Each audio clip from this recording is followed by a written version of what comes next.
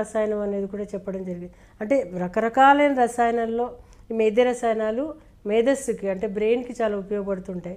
కాబట్టి ఇవి మనం అలవాటుగా అంటే కొంత భాగం తీసుకుంటే కనుక చాలా ఉపయోగపడుతుంది. ఎందుకంటే బ్రెయిన్ అనే దానికి చాలా ప్రోటీన్ కావాలి కాబట్టి ఆ ప్రోటీన్ మళ్ళీ కెమికల్స్ కావాల్సి వస్తాయి ఆ బ్రెయిన్ యాక్టివేషన్కి, ఆ ప్రోటీన్ యాక్టివేషన్కి. కాబట్టి ఇవన్నీ కూడా మనకి ఎజిములేట్ అవ్వడానికి ఆ కెమికల్స్ అలాగే యాక్టివేషన్కి కెమికల్స్ అలాగే గ్లూకోజు ఇలాంటివన్నీ కావాల్సి వస్తాయి. కొంతమంది అధికంగా షుగర్స్ తింటూ ఉంటారు, అవి కూడా మంచిది కాదు. ఎందుకంటే ఒబేస్ పీపుల్కి తక్కువ రిటెన్షన్ ఆఫ్ మెమరీ ఉంటుంది అంటారు.